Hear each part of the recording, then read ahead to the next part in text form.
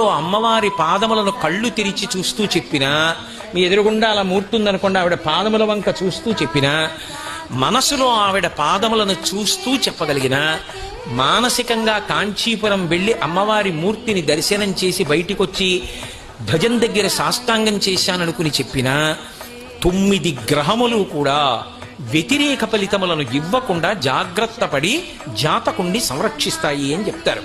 దీన్ని చాలా మంది పెద్దలందరూ కూడా మంత్రస్థాయినిచ్చి గౌరవిస్తారు ఆ శ్లోకాన్ని.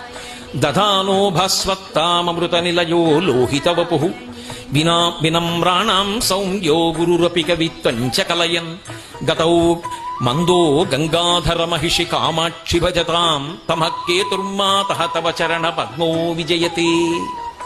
అది ఆ శ్లోకం. తవ చరణ పద్మో విజయతే. అమ్మా, నీ పద్మములు నీ పాద పద్మములు సమస్త కాలముల యందు విజయమును పొందుగాక.